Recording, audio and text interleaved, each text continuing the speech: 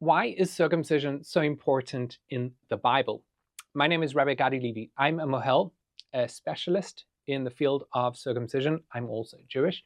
I'm a practicing rabbi. So why is circumcision so important in the Bible? So believe it or not, it's actually brought down as one of the earliest commandments that are brought, a connection between God and Abraham. So Abraham is known as the forefather of Judaism. The book of Genesis, which is the first book of the Bible, it starts off with the creation of heaven and earth, a relationship between Adam and God, Adam and his children, and then we have 10 generations later where we find the great flood, Noah and the great flood, and then 10 generations later we have Abraham.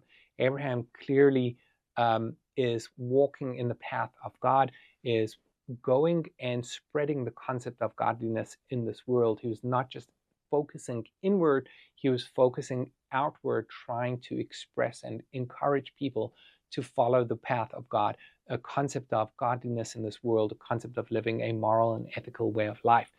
And at some point in time, at his very late 80s, Abraham received the spiritual vision, a prophecy from God, where God acknowledged what he was doing, encouraged what he was doing, and made a promise, a covenant, a bond between Abraham and his children thereafter.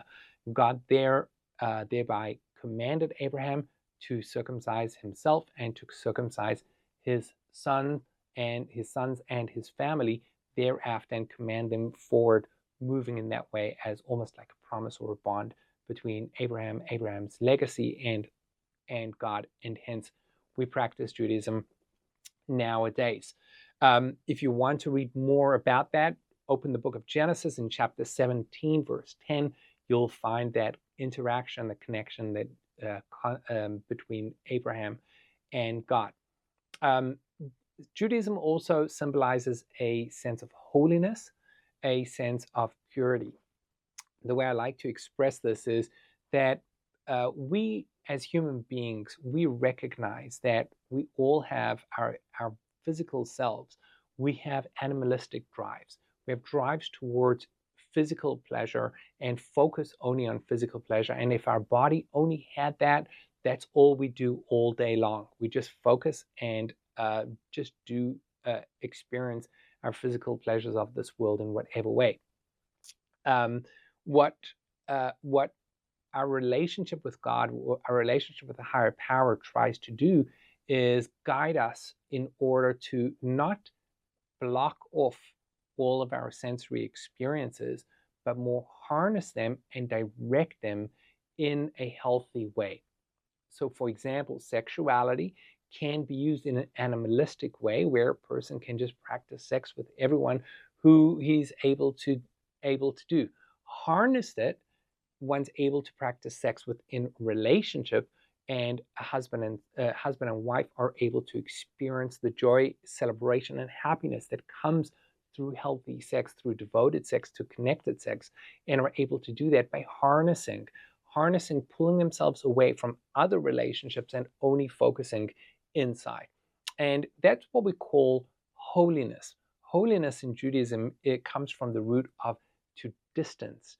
And it doesn't mean to completely distance ourselves and live in a cave disconnected from human beings, but it actually is an experience of taking certain experiences and only focusing them in a specific area. So circumcision is one of these things where obviously the sexual area is an area of ultimate pleasure, where one can experience pleasure in tremendous ways. What we do by circumcision, or what circumcision represents, is we're not just going to let that power just go wild, but we're going to harness it and focus it in a specific area and only devote it to that specific area. And then ultimately, the concept of circumcision is also mentioned in the prophets, mentioned numerous times. And ultimately, what it means is, or it symbolizes this concept of being circumcised, is the concept of removing an outer force to allow the inner force to be pure and devoted. So someone who's uncircumcised, we see that they have a foreskin that is covering the head.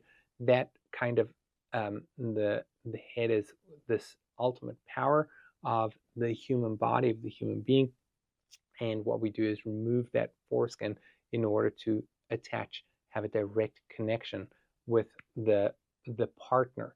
It's similar in where we talk about the foreskin of the heart, of circumcising the heart, where we have the heart, which is naturally driven in its purest form towards good, towards living ethically and morally, and driven towards God. And what we have, the foreskin, is something that's foreign, that blocks it from its natural capabilities. And ultimately, the words of the prophets talk about God removing the foreskin of the heart to enable us to have that pure, devoted connection to God. I know it's a lot to swallow, but there you have it. That's we have the concept of circumcision in the Bible.